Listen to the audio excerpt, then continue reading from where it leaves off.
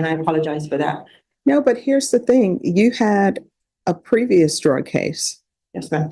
So I don't understand why you continue to try to build your happiness off somebody else's misery. This story kicks off with zero chill, straight chaos from the jump. We've got a woman caught with over 400 grams of illegal stuff in her car, and honestly, it looks like her addiction completely took over her life. I've seen people try to downplay their mess before, but come on, when you're holding that much, it's not just personal use. That's a business decision. And here's the kicker. In most states, that kind of weight automatically triggers trafficking charges, even if she swears it's all hers. To me, this isn't just bad judgment. It's a full-speed crash into reality. So what do you guys think? Does addiction really explain choices like this? Or is that just another excuse people hide behind? Let's get into it. State versus Samantha Venegas. Could I have parties announced? Jason Garrett from the State, Your Honor. Denny Callahan, defense.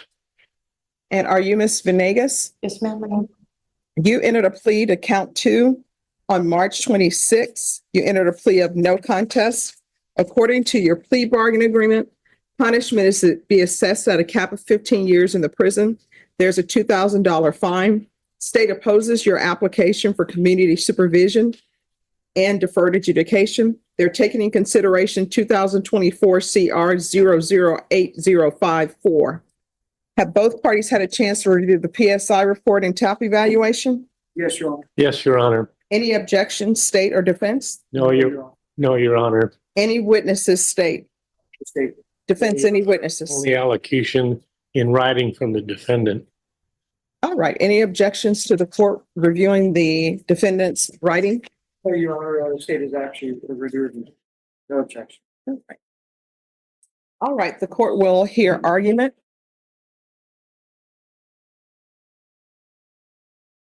Well, before I hear argument, there are some things that defense maybe you can address with the court. It says in the PSI that her guilt is minimized. And I did read where she's saying that the vehicle's not hers. She knew there was drugs in the trunk, but she didn't throw them away. She didn't do anything about it. So I don't know if there's any insight you would like to give on that. Yes, Your Honor. I think it's a good inference from the stipulations and the PSI that she was used as a pawn, taking advantage of her poverty and her addictions to methamphetamine. And she's ashamed of that in her life, not only you, but more particularly to her family. There is an element of voluntariness in her actions. There's also an element of being trapped in her actions. And that was one of the things I would ask the court to consider before you assess punishment. I have 3 other remarks. All right. You may proceed. And I suggest to the court as a proper resolution of this case, because she's still relatively young, deferred adjudication, 10 years, ISF treatment, and she asks you to put her into drug court, which is intensive supervision for every day. That shows some indication of remorse and desire to be rehabilitated. All right. So here's part of my issues, right? Yes, ma'am. One, I have to look at criminal history. And I would have clients sometimes, you know what they would tell me? Why are people looking at my criminal history? We're just here for this. That was in the past. But I would always tell them that your criminal history is sort of like a credit report. And what you're trying to get is probation. So people are trying to say, has she been placed on probation before? You know, will she do well? Yes. So it shows that you've been on probation before, and a motion to revoke was filed, and you were revoked and sentenced to 5 years. I know that was in 2007. Right. And then in 2014, you were sent to prison for another case. And in 2015, there's a case that you were sent to prison for, and I believe these were running concurrently because it appears that they were running concurrently. And then 2016, again, that's a case. It was running concurrently with the others.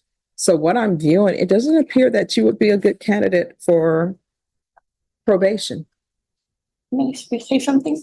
Sure. You want to raise your right hand though, because the state may have some questions if you want to say something. All right. Do you solemnly swear or affirm the testimony you give will be the truth and nothing but the truth, so help you God? I do. All right, you can lower your hand, state your name for the record. My name is Samantha Benavides. I know, okay, I did, in 2010, I went to prison. I was gonna get reinstated on probation, but I took it up with my grandfather, and my grandfather wanted me to go do the time instead of being reinstated on my probation, because he was scared that I was gonna get messed up again and go do a large number of time, and he was gonna pass away. And while I how was old were gone. you when that happened? I was 29, 30. And so that's why I chose that. I chose that because my grandpa asked me to do that, and he ended up passing away 6 months before my release. But that is why I was going to get reinstated. At the time, my attorney was William Reese, and they were going to reinstate me and send me home. But my grandfather asked me to get it over with. This woman really sat there and claimed the trunk full of illegal stuff wasn't hers, like she's just doing Uber for criminals or something. I've heard some wild excuses, but that one takes the cake. What really gets me is that she admits she's an addict, has a criminal record longer than a CVS receipt, and still thinks probation's an option. If I was standing in front of a judge with that kind of background, I'd be begging for mercy, not spinning fairy tales. Probation isn't a reward. It's your final warning before a cell becomes home. And the way she says it, stone-faced, like she actually believes it, it's almost funny. Until you realize it's just sad. She's probably tried this same excuse in a dozen courtrooms, hoping one judge would finally buy it. Honestly, watching that level of denial is just painful. That is why I went to prison. All right, so you're telling me that. I could understand maybe there being pressure on you with saying, oh, let me listen to my grandfather and take this time. But at the time you were 29, 30. Okay. Yeah. And then the other cases, because you got out of prison and then you pick up more cases. In 2014, I revoked. I have my parole, and I went back to ISF for the last 3 months of my parole, and then that was done with that. And then in 2016, I went to prison again in 2016, and then I revoked and went back to safety, and I came out and I completed the rest of my probation. Okay. Why do you keep failing at probation? Oh, it was parole. The second. Well, I mean, you Yeah. failed at probation and you failed at parole. Why? The first time when I was younger, I really don't have, I made some poor choices in my life back then, and I was young, I was ignorant. But no, for the case that you said the first case, you said, I just agreed to be revoked because of my grandfather. Yeah. All right, you're telling me then you were 29. Yes, I didn't 30. go report. All I didn't go right. report, and I But then had you- a drinking problem back then. Okay. And back then I would use cocaine a little, and but I had a heavy drinking problem. So I was young, I was stupid, I was living in the bars basically. And I wasn't, keep out there running the streets or nothing like that. I just didn't want to go report. And that was my biggest downfall right there. If I would have just went and reported and went and taken a UA, everything would have been okay. My life would have been a little bit, different.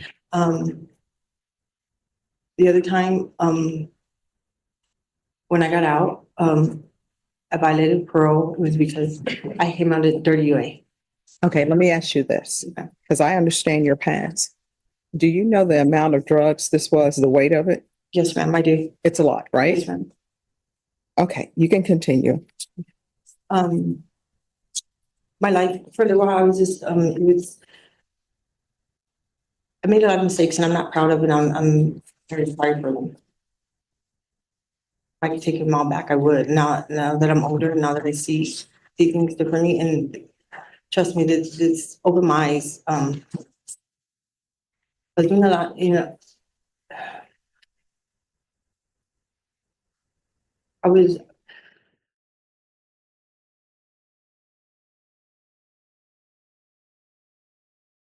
I was just trying to, this last offense it was something, it was just, I was trying to, get by, pay my bills. I was stuck in it. I was just trying to get out of it. And I see now that what it cost me, what it could cost me. and I apologize for that. No, but here's the thing. You had a previous drug case. Yes, ma'am. So I don't understand why you continue to try to build your happiness off somebody else's misery. So that's basically what you're doing. You're taking a shortcut and you're building your happiness off somebody else's misery. Addiction and can't stop. And there you are for money. Correct, you're right. All right. State, do you have any questions? Just facts of this case. Okay. Ms. Venegas, on this case, you stated that the drugs weren't yours or the drugs were somebody else's. It wasn't mine, it was in the vehicle. All right. Could you speak up, please? It wasn't mine, it was in the vehicle, but I was aware that it was in it, and I should have gotten rid of it. So you're When I- aware when I that opened you had a it. key in your pocket that matched the lock to the box that the drugs were in, correct? Yes, correct. Okay, no further question, Your Honor. Nothing further. I have one other point, Your Honor. Yes. She has family support and was unable to get finalized letters into your hand indicating that support. That's all, Your Honor. All right. Ms. Venegas, Yes, ma'am.